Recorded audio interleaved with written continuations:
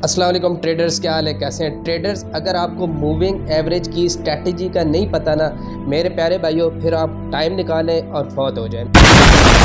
मेरी तरफ से यही अल्फाज है। अगर आपने ये स्ट्रैटेजी सीखनी है तो इस वीडियो के अंदर मैं पूरी डिटेल बताऊंगा। अबे जल्दी बोलूँगा, लेकिन उससे पहले मैं आपको प्रूफ दूंगा कि पाकिस्तानी अवाम क्योंकि प्रूफ के बगैर कुछ चीज़ देखती ही नहीं है।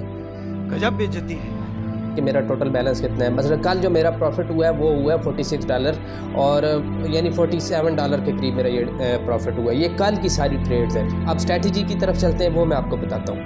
हम आ गए ट्रेडिंग व्यू के ऊपर। अभी यहाँ पे मैं आपको सारे स्टेप्स बताऊंगा, आपने कोई वीडियो का पार्ट मिस नहीं करना। जितने भी मैं आपको स्टेप्स बताऊंगा आपने वो सारे के सारे स्टेप्स फॉलो करने हैं और इस वीडियो को आप बेशक सेव कर लें। एक गोल्ड का चार्ट ओपन कर लेना है और आपने आना है ट्रेडिंग व्यू के अंदर। अगर आपके पास ट्रेडिंग व्यू का सॉफ्टवेयर या एप्लीकेशन इंस्टॉल नहीं है तो आपने मोबाइल के अंदर ये सबसे पहले एप्लीकेशन इंस्टॉल कर लेनी है। फिर आपने गोल्ड का चार्ट ओपन करना है और यहाँ पे आपने जो टाइम फ्रेम है वो आपने सेलेक्ट करना है 4 आवर का। ठीक है, टाइम फ्रेम आपने 4 आवर का लाजमी सेलेक्ट करना है। ठीक हो गया, टाइम फ्रेम 4 आवर का सिलेक्ट करने के बाद आपने आ जाना है यहाँ पे क्रॉस वाले बटन वाले, जो क्रॉस का बटन है इसके ऊपर आना है। यहाँ पे आपने इंडिकेटर्स में आना है। इंडिकेटर्स में जैसे ही आप आएंगे तो यहाँ पे आपने लिखना है मूविंग। ठीक है, यहाँ पे जैसे ही आप लिखेंगे ना मूविंग एवरेज क्रॉस, तो यहाँ पे आपके सामने एक सबसे ऊपर चार्ट आर्ट के साथ ये मूविंग एवरेज आ जाएगा। इसको आपने स्टार कर लेना है और प्राइवेट कर लेना है। इसके ऊपर क्लिक करेंगे तो ये आपका इंडिकेटर आपके चार्ट के ऊपर लग जाएगा। अभी आपने यहाँ पे क्या करना है, देखें कि यहाँ पे आपको ये indicator moving average base indicator है।